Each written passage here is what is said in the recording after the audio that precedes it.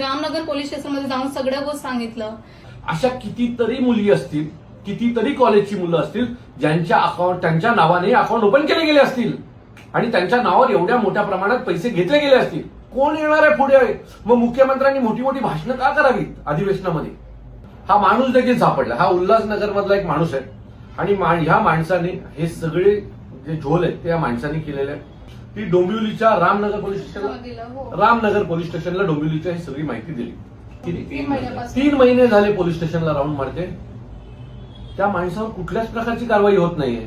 पण मी कसं सेफ आहे? महाराष्ट्र पोलिसांनी यात पुढाकार घेऊन एक खूप मोठा रॅकेट ओपन केला पाहिजे. म्हणजे आरोपी माहिती आहे का? आरोपी माहिती आहे. जय शकला नावाचा एक व्यक्ती आहे, त्यांनी हा सगळा फ्रॉड केलाय. काहीच माहित नाही कुठून पैसे आले, कुठं सगळं ऍक्सेस पण घेतलं, चेकबुक एटीएम सगळं तिच्याकडे घेतलं, नंबर पण तिचाच होता. मला काय माहितच नाही पैसे कुठून आला. खरं तर हा मॅटर सीआयडी वगैरे कडे दिला पाहिजे की एवढे पैसे तुम्ही फ्रॉड करून आणता कसे एका मुलीच्या अकाउंटला 20 वर्षाच्या? जर पोलिसच हिला मदत करत नसणार तर करायचं काय? ज्या अधिकाऱ्यांनी यात निष्काळजीपणा केलेला आहे त्या सर्व अधिकाऱ्यांना तात्काळ सस्पेंड केला गेला पाहिजे.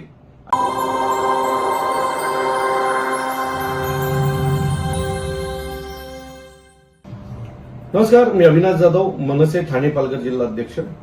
मी आज तुमच्यासमोर एक वेगळा विषय घेऊन आलो आणि विषय आहे फ्रॉडचा. काल अधिवेशनामध्ये आपल्याला महाराष्ट्राच्या मुख्यमंत्र्यांनी फ्रॉड विषयी, कशा प्रकारे फ्रॉड होतो, त्याच्या बाबतीत काय हेल्पलाईन सुरू केलेल्या आहेत या बाबतीमध्ये एक अधिवेशनामध्ये भाषण केलं. परंतु आपल्या जवळ, ठाण्याच्या जवळ असलेल्या डोंबिवलीमध्ये राहणारी ही निधी तिवारी, ही निधीचं वय 19 वर्ष, ही MSCच्या फर्स्ट इयरला आहे. आता गेल्या वर्षी तिचं गेल्या बिर्ला कॉलेजला. आणि या मुलीला हिच्या एका मैत्रिणीने फोन केला आणि तिला सांगितलं की मला तुझ्या बँकेचं अकाउंट खोलायचं, तुझं डॉक्युमेंट्स दे. ती मुलगी बँकेत अकाउंट खोलायचं काम करायचं. तिने सांगितलं मला 1000 रुपये मिळतील. हे सगळं केलं तर तिने तिचे डॉक्युमेंट्स दिले.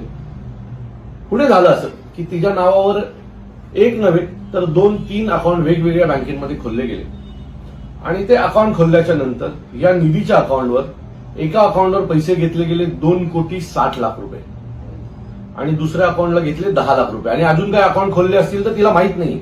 हे तिच्या समोर आले, ते ती आपल्या समोर आणते. बरं, अकाउंट खोलताना मोबाईल नंबर तिचा आहे का? तर तिचा नाही.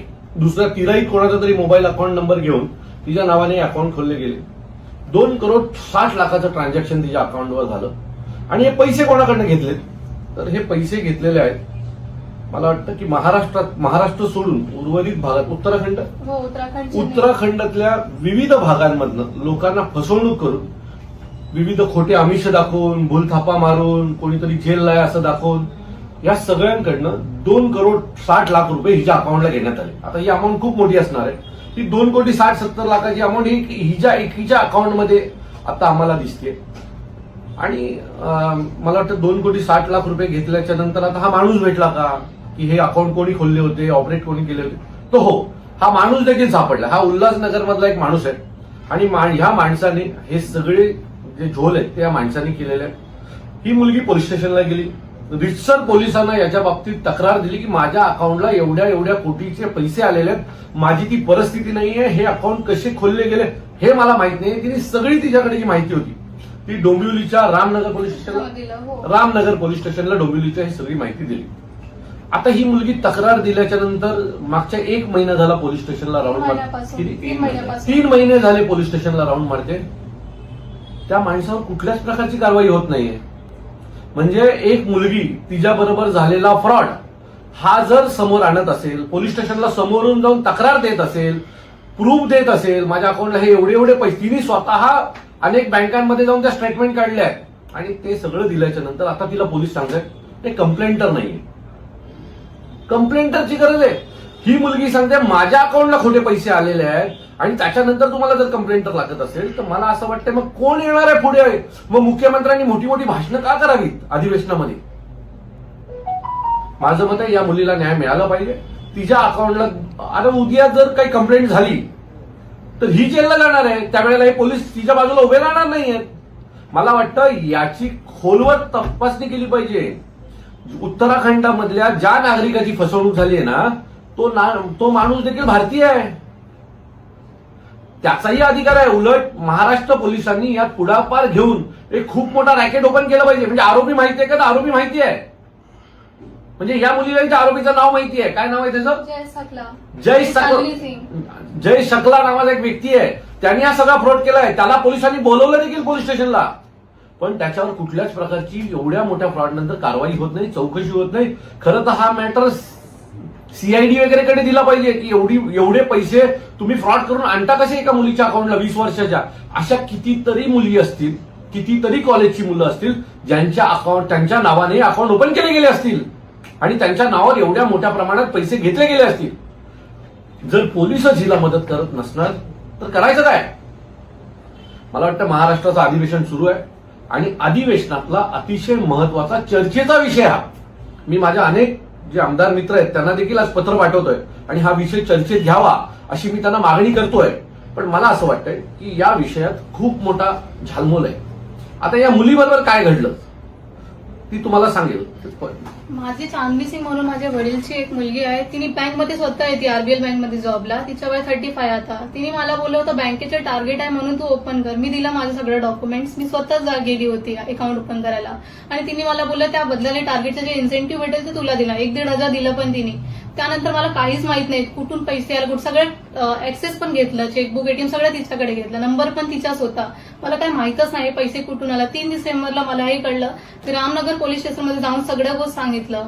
19 डिसेंबरला त्यांना पकडलं 4 वाजता इथे गणेश मंदिरकडे. त्यानंतर त्यांना रात्री 11:30 पर्यंत सोडून दिला आणि आता बोलतात तू सेफ आहे. पण मी कसं सेफ आहे? त्यांचा जबाब पण उलट घेतला. माझ्यासमोर जे त्यांनी मान्य केला होता आणि जे मला जबाब भेटलाय ते दोन्ही खूप वेगळं आहे. मला असं वाटतं की ह्या प्रकरणाची नीट चौकशी झाली पाहिजे. हा प्रकरण दिसतो तेवढा छोटा नाहीये. ह्यात अशा अनेक कॉलेजची मुलं मुली आज ही समोर यायची हिनी डेअरिंग केली आहे. असे अनेक मुलं मुली असतील की जे जाऊ दे ना बघू नंतर काय होईल. तुम्हाला आणखी एक गोष्ट सांगतो. माझ्या मनसेच्या ठाण्याच्या कार्यालयामध्ये रोज एक महिला येते. तिचा नवरा मागच्या 4 महिन्यापासून जेलला आहे. आता त्या माणसाची चुकी काय तुम्हाला सांगतो. त्या माणसाने त्याच्या एका मित्राला आधार कार्ड पॅन कार्ड दिला आणि त्या माणसाने त्याच्या नावावर 4 फ्रॉड कंपन्या खोलल्या. 4 फ्रॉड कंपनीमध्ये जीएसटीचे 27 करोड रुपये त्याच्या नावावर बाकी आहेत असं दाखवलं. ज्याला राहायचं घर नाहीये अशा व्यक्तीवर 27 करोड रुपयाची जीएसटीचं देणं बाकी आहे असं दाखवलं. ज्याने पैसे खाल्ले, ज्यांनी त्या अकाउंटला ट्रान्झॅक्शन केले ती सगळी लोक गायब आहेत. पण हा गरीब ज्याला स्वतःचं घर नाही, ज्याला 10,000 रुपये पगारावर त्याच ठिकाणी काम करायचं, तो माणूस आज जेलला 4 महिन्यापासून. उद्या या मुलीबरोबर पण तेच होईल, अनेक मुलांबरोबर तेच होईल. माझी महाराष्ट्राच्या मुख्यमंत्र्यांना विनंती आहे की या प्रकरणाची चौकशी झाली पाहिजे.